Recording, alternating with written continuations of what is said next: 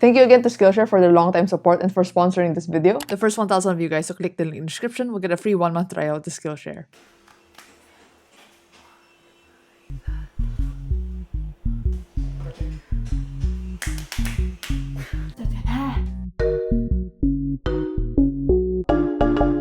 Yo, what's up friends? Welcome back to this video. If you're new here, what's up? My name is Nicole. This video is part of a 5-part series where I reset each of my life buckets after finishing my last ever semester as a college student. And since school and the academic workload really messed up my life, I'm trying to reset and reorganize everything so that I can give myself a solid foundation for proper adulting. I already did a finance reset, which you guys can watch here in case the state of your finances is also one big hot mess.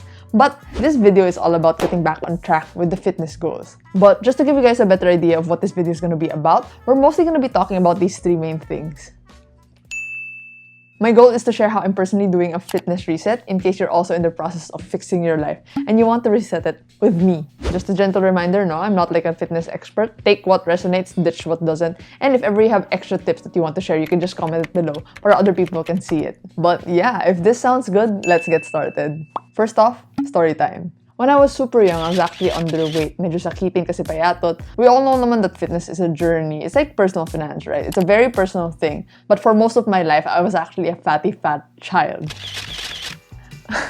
I don't really like looking at my old pictures because whenever I see it, I'm like, oh my, I used to look like that. I remember comparing myself to other people and I was just always aware of how huge I was as a kid. And I think that kind of stuck with me. Kaya when I was thinking about making this video, I was a bit torn on whether I was going to show you clips, pictures, because it's a very vulnerable thing to share. And I've always been conscious about my body kasi I didn't really like my body. But I'm more comfortable now because I realized that bodies are just bodies naman talaga. We're all made up of skin, muscle, bone, fat. And the people who would make fun of other people's bodies are immature anyway, so bahala kayo. And just being secure in the fact in the past few years, I realized that you can always work on changing your body naman talaga. It's not a permanent thing, no? You can do tweaks in your diet, your lifestyle, in order to get your body where you want it to be. Before the pandemic, I was fit-ish because that was the period when I was starting to learn more about these things and paying more attention to my health. During the pandemic, my health kind of got worse because I was drowning myself with lots of work. I was trying to juggle internships, my academics, then YouTube, all at the same time. And it just really started to affect me. I started to get frustrated and even physical-wise, sobrang bumigat ako. I reached 70 kilos. And if you guys have been following me, you'll know that I was starting to implement changes last year when it came to my health, when it came to my exercise. I set some goals, I hit some goals, but ultimately I had to pause because school was starting to consume a lot of my life. So that's a quick summary of the fitness aspect of my life. Now let's move on to the actual health reset process. So I used to think that weight loss and getting fit was some magic voodoo where you had to do something special, in order to achieve your fitness goals. Like buying certain supplements and pills, doing a crazy diet, special drink, pampapayat, doing a special workout, buying a special equipment, because they always make it seem so hard and complicated, diba? Pero no, simple lang, my God. And I'm gonna tell you guys about it. So my fitness life changed when I stopped trying to find the secret hack or shortcut to getting fit, because I realized that you just really actually need to be patient and put in the work in order to sustainably reach your fitness goals or any type of goal in life. And I don't mean yung tipong lose 10 kilos in a few days because that's unhealthy and crazy, or you yo-yo between fat and thin because you cycle between different diets that are unsustainable. Like, no, hell no, I don't want that. Because think about it, the current state that your body is in now is a result of how many years of living a certain lifestyle. And if you want to change to a different body, syempre you have to apply changes in your life in order to result in a different type of body. You feel like it takes time kasi. I hope I'm making sense. And there's this resource that I always share with my friends or anyone who asks because it's where I really learned about fitness properly. So there's a lot of information found on the TheFitness.Wiki and I think it's a really great resource because for one, it's free and two, it's comprehensive. It has everything that you need to know about health and fitness.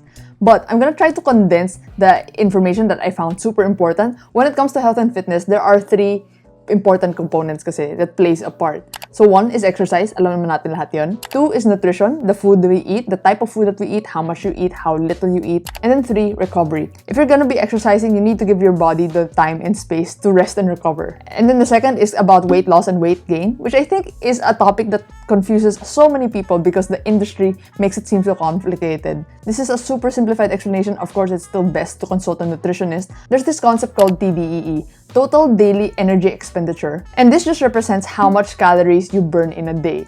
So it's made up of BMR, yung basal metabolic rate, tapos 2, yung active calories burned. So yung BMR, all of us, even if your body's at rest, if you just lie down the whole day, you don't move at all, your body is still burning calories for just working, for just functioning. Tapos yung active calories burnt, like every movement that we make kasi, is burning calories. If I do this is burning calories. If you add those two up, that's your TDEE. So there's this equation, more or less. And if you want to lose weight, you have to be in a caloric deficit, meaning that the calories that you're consuming is less than the calories that your body is using up. Pero if you want to gain weight naman, you have to be in a caloric surplus. That means that you have to be eating more calories than your body is burning. But the type of weight that you're going to be gaining will depend on the type of exercise you do and also your nutrition, the quality of your nutrition. There's also a section in the Fitness.Wiki that talks about the 3 important macronutrients. That's carbohydrates, fats, and protein. And so for exercise naman, there's 3 main things na you'll find here. One is cardio. The exercises that fall under this category, syempre, are the ones that we're very familiar with. It's for your heart, it's for your lungs, mga jump roping, walking, running. These are all cardiovascular exercises. Yung strength naman, this is resistance training. When you're weightlifting, when you're pushing up, whether it's body weight or you actually use weights in the gym, and they provide some level of stimulus to your muscle para they grow. And then lastly is flexibility, mobility. But once you gain a better understanding of the components when it comes to health and fitness, it will give you a better idea of the component levers that you can pull and tweak when it comes to adjusting the things that you're gonna do in order to work towards a certain health goal or fitness goal. Hopefully this is helpful. Yeah. But one big mental anchor that I want to put in your guys' brain when it comes to this entire fitness reset is small progress is better than no progress. So that applies in most things, especially here in fitness. Because you can't really shortcut gains. Consistency over time talaga is king when it comes to exercising. Even though you don't know a lot right now, you're merely just trying different types of exercise plans. You try different diets. All of those are contributing to your fitness knowledge. You know more, you learn more, and then you just tweak along the way. And the next action is the most important thing. It doesn't matter whether you have the best workout plan right now, especially when you're a beginner. Try one, experiment to see how it works with your body, with your lifestyle. And if it doesn't, swap it out for something else. Now let's talk about my health reset process. This is something that I usually like to do when I realize that, oh shit, hindi na ako nag-exercise. I stopped caring about my fitness. I found that it's much easier to build habits and make them stick if you do it slowly and not all at once. Most of us know what we already need to do in order to be healthier, in order to reset our life. First one, of course, drink more water. You need to be hydrated. So I always have my cup and then my water jug dito sa table. Hydration is very important. Fixing sleep schedule. I always make sure I have at least 6 hours of sleep at night. I've learned that different people pala have different sleep needs. Some people can function fine with 3 to 4 hours of sleep. Some people need 8 to 10. For me, I find that 6 to 7 is enough. I can function well with that. Number 3, walking more. And for me, that means 30 minutes a day. Like, think about it. Like, these past few years during the pandemic, if you've mostly just been sitting down, lying down, just like eating a lot, it can already do so much when you start integrating movement into your life again. Like, I wear an Apple Watch kasi, and I have like these rings that I need to complete throughout the day. And when I'm sitting for a long time, it actually sends me a notification that you've been sitting down for almost 2 hours. Do you want to stand up? I don't even go out to walk. I just walk around the house. Ikot-ikot lang ako. Like, I watch YouTube videos, I listen to podcasts while I'm walking. And I find that already helps me out a lot when it comes to feeling happier with my mood and just in general exercise. Number 4 is journaling. Bonus-ish, hindi siya talaga something that you think about when it comes to fitness and health. But this is more in line with like mental health. I like to write in my journal to help me process my thoughts, my feelings, my emotions. And when I'm planning for things, I just like to write them down. So, if you guys aren't journaling yet, I suggest you guys try it. Those are the easy health reset things that I do. Pero yung more advanced na actual exercise na talaga, my choice of cardio right now is running. And I said this at the start of the year, but I have a goal to run a total of 750 kilometers in 2022. So far, I've only run 308 kilometers. I made a couple of videos about running, so if you guys are interested in that, that's one of the things that I'm doing for my health reset. I'm trying to run regularly again because eventually I want to be able to do a Spartan race as like on my bucket list. Gusto kong gawin yun. And number 6, of course, yung strength training naman. I signed up for subscriptions, Les Mills Online, Elmod. Like, my number 1 priority was to keep active, was to keep moving. They just have like these group class exercises. For me kasi when it comes to exercising, I don't like to have to plan pa. I want like when I'm gonna exercise, naka-prepare na yung plan. Nandun na, I know what I'm gonna do. But recently, I started following an actual training plan na it involves bodyweight fitness, calisthenics. And I just find it so cool sometimes, what people who do calisthenics or gymnasts are able to do with their body, the amount of strength that they have. I want that. As much as I want my body to look good, I'm more focused, I'm more interested in the performance type of things that you can do when you work out. Next naman, I actually asked you guys on Instagram if you had any fitness-related questions because I understand how overwhelming and confusing this all is if you're just a beginner. So I contacted a friend who's more into fitness to help me answer those questions. Okay, so I have here with me si Dale. So we met briefly sa college, but I have him with me to answer some of your guys' questions. So, hi Dale, can you introduce yourself and like what you do? Thank you, Nicole.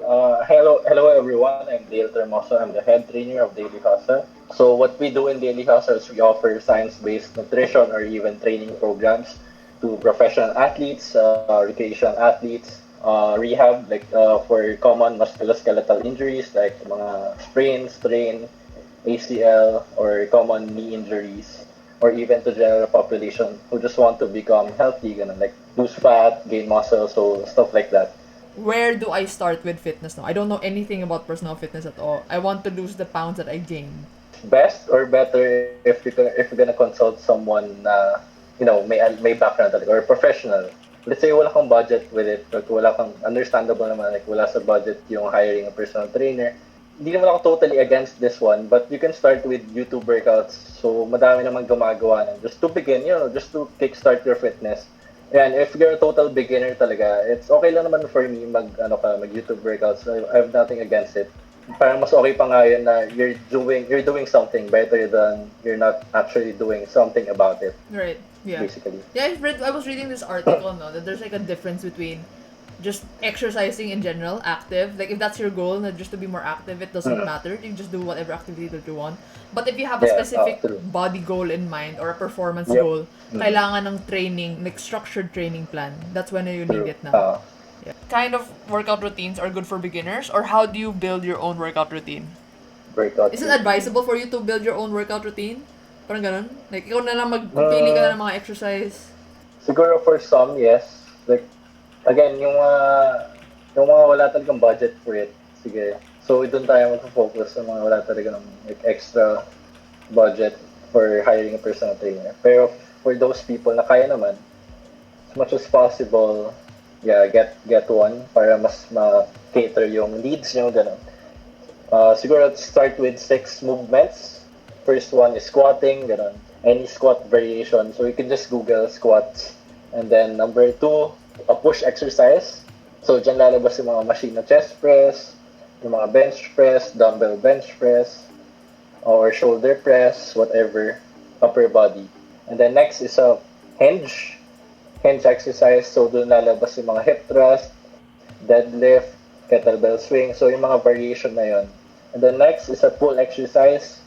So, pull, mga row variation, row, pull up, or mga lat pull down, pull exercise, upper body. So again, kuha ka ng isang exercise doon na kaya mong gawin and then lagay mo sa program. Next, ab exercise. It's very common to people. So just pick up ab exercise that you like to do, whatever. Like planks, sit-ups, whatever. So lagay mo yan. And then last is pwedeng abs or pwedeng kayo na bahala kung gusto nyo palaki ng biceps. So pwede kayo mag-add ng mga accessories. Kaya pwede kayo mag-add ng mga accessories like mga bicep curl, tricep, or shoulders, or sa quads, or sa glutes. Pwede kayo mag-add ng mga 2 to 3 accessories. So, ayan, you can start with those movements. So, more or less a full body workout siya for beginners. Full body. Yeah, more. Hindi na siya split. Yung rationale ko behind doing a full body workout for beginners is number 1. So, you can do it at least 3 times a week. So, meaning, you can practice more yung mga movements. The way I see exercising din kasi is it's like learning a sport, learning a movement. So the more you practice it, the more you do it, the more you get better at it. The more you get better at it, the more you can load something. diba? So parang the more you get better sa squat, uh, the more mo siya na maloload. Right? So, ayun yung parang rationality ko behind it. So, kung bakit 3 times, full body siya 3 times a week, at least 3 times a week, depending on the intensity. Okay. So, the more you practice it, the more you can, eventually load it na mas mabigat. I think the answer na to yung how often do I work out. You may recommend usually 3 days, diba? Para may time to recover. But yung question here, but usually 3 days, tapos the others is like for recovery, especially for beginners. Well, for that, kasi yung iba na pressure na pag sinabing 3 times a week, at least 3 times a week, parang na-pressure na sila na if 1 week lang naman kaya ng schedule nila, parang na-feel down na sila na parang wala namang kwenta yung workout na ginagawa ko. Once a week lang ako nakapag-workout eh. As much as possible, if kaya mong once a week lang, if yun ang talaga kaya ng schedule mo, ng energy mo, go for it pa rin. As in, go for it pa rin. Walang sayang, basically. Kasi yun yung parang mentality ng majority of the people. Walang sayang. Na once a week lang ako nakaka-training or 10 minutes lang ako nakaka-exercise eh. Parang baliwala lang din naman. I'm pretty sure, inan mo to, yung compound interest. Yeah, so it's investing. So, kahit 50 pesos pa yan, the more you do it over time, it will eventually grow. So, same thing then with fitness. So, kahit 10 minutes a day pa yan, kahit 1 minute a day pa yan, as long as you do it consistently, mas better. Kahit once a week pa yan. So, no pressure naman for those people na who can't really fit exercising sa schedule nila. Ito, what do you do on lazy days? I assume ito yung parang rest days. What do you do, no? Yeah, just being lazy. Just being lazy. You can walk, you can go out with friends. The way I see it is parang it's a stress management day. Kung hindi lang naman physical activities yung go-to stress manager mo, maybe go do something else, like go out with a friend, whatever. Or if you wanna lay down lang sa bed, go do it. If you just wanna watch Netflix the whole day, go do it. What's the best diet to do or Best try? diet. Or parang Okay. like, I have a hard time with diets. Like, Yeah, common misconception yan when it comes to definition of terms. So yung diet is mostly what we eat. So even if we do calorie deficit or whatever, ketogenic or whatever diet, as long as we intake food, that's still a diet. So basically, whatever we eat, whatever we consume, that's a diet. So to answer the question, there's no best diet. Assuming that people are, healthy, wala namang sakit, there's no best diet to consume. Actually, in fitness in general, walang best diet, walang best way to do it, walang best way to do it, walang best method to use. It all depends on the context, it all depends on the goals, depends on the preference of the people. So when it comes to creating a nutrition guide, nutrition program, madaming factors kina-consider. yeah, I think yung question na to really comes from the misconception na people always associate na if you're gonna get fit, kailangan mo mag-diet. But you said nga, what the diet is really is like what you could typically consume. No? Parang nutrition mo, your lifestyle. Like, ay, hindi pala. When it comes to answering the questions, expect lang na talaga ng medyo vague yung answer ko or medyo general. Kasi yun nga, parang walang one size fits all talaga. Walang context ng tao. It's like giving financial advice to someone na hindi mo alam yung income, hindi mo alam yung expenses niya, hindi mo alam yung job niya. So, parang gets pa. So, parang yung magbibigay ng general advice na could be applicable, pero if someone wants to parang personalize to them, they need to consult someone one-on-one. Yeah, exactly. Itong question, I think, usually for girls, no? Like, ayaw nila magbuhat. No strength training. Usually, if you see girls work out, it's cardio, treadmill, whatever, yung mga there are people who are scared na they get bulky kaagad if they lift, like, so as to lift weight. What do you say about that? Like, is strength training important? Yung question, or... Yeah, is strength training important? And what do? I don't want to get bulky. Parang ganun. Like, if I'm a girl, I don't want to get bulky. I'm an advocate of doing strength training for everyone. So, no matter how old you are, how young you are, so, you do strength training. Why? Kasi strength is basically whatever we do in life, like it requires strength. Especially pag tumatanda na tayo, yung strength levels natin, and then yung muscles natin, if hindi tayo, assuming na hindi tayo physically active, nag-atrophy. Actually, hindi nga kasi mahirap ma-appreciate in the short term, like hindi naman kunwari, pag hindi ako nag-strength training like, hindi ko naman kagad makikita yung effect of it like tomorrow. So usually it happens like years talaga bago mo makita yung effect. Especially pag tumanda na tayo, ganun. Is strength training important it's very important for everyone, especially for those recreational athletes or even people in general. So again, for the women naman, so for the women, it's actually hard for the women to be bulky. Yung mga cases na they feel like they're bulking even though hindi talaga, ganun. So, I feel like it's more of a body image issue. And pag mga ganong cases na in-open up nila sa akin, I usually don't give advice. I don't usually give advice kasi out of my scope na yan. Yeah. Everyone should strength training. It's important. Everyone should strength training. It's important. But for the women, if concerned na maging bulky, it's not that easy. To be honest, it's super not that easy to be bulky. So, ayan. How to deal with skinny fat? Right, so for those who don't know, skinny fat is basically you have high body fat percentage but you have low muscle mass. Basically, hindi ka batak, ganun, hindi ka muscular tingnan. Usually, yung mga ganyan is either they stop doing strength training or they're totally beginners. So what I do is, again, do strength training para to build up those muscles. Kasi nga, mababa yung muscle mass mo. So we want to increase those muscle mass by doing resistance training.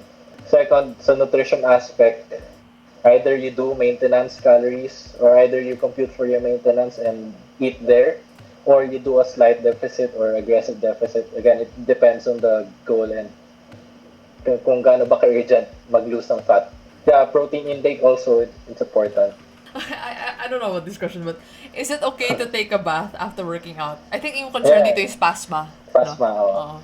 So, I think na-discuss naman yung mga doctors, I think, na hindi totoo yung pasma. If di ka naniniwala sa akin, consult ng doctors. I'm pretty sure they will say the same thing.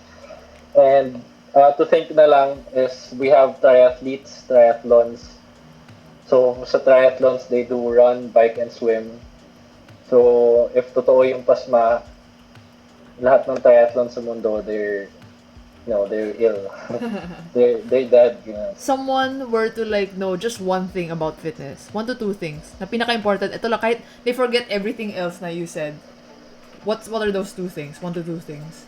1 to 2 things na it's super important that they need to remember about fitness, that they need to know, no? Like, kahit na, just throw all of the advice out the window na they see on the internet.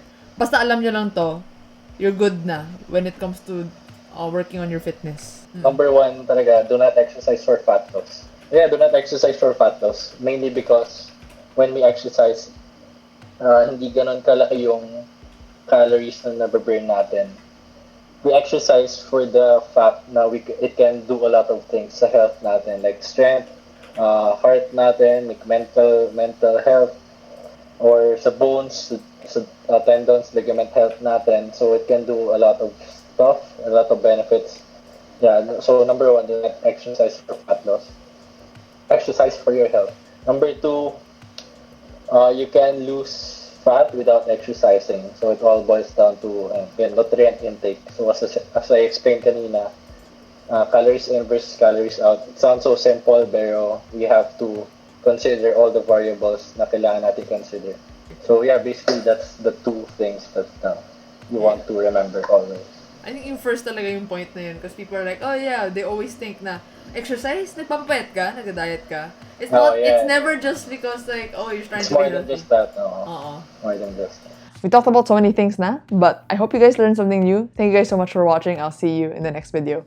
Bye-bye. So the sponsor of this video is Skillshare, and they've been a long-time supporter of my channel. For those of you guys who don't know what Skillshare is an online learning community where you can learn about a lot of different topics ranging from photography, graphic design, health and wellness, productivity. So a friend recently gifted me this book on Stoicism. It's a school of thought in philosophy, which I honestly found super interesting. So right now I'm currently going through this class on Skillshare, which breaks down the philosophical thought of Stoicism, and I find that it's in line with the way I want to approach living my life. So yeah, it's some deep philosophical stuff, but I find that it's appropriate since we're doing a life reset naman. And I recommend you guys check it out because I think there's a lot of insightful stuff that you can learn from the class. And to make it easy for you guys to check out the class, I partnered up with Skillshare to give the first 1,000 of you guys a free 1-month trial if you sign up through the link in the description. And if ever you're not interested in this class, they have a lot of other options that you can check out. So yeah, enjoy.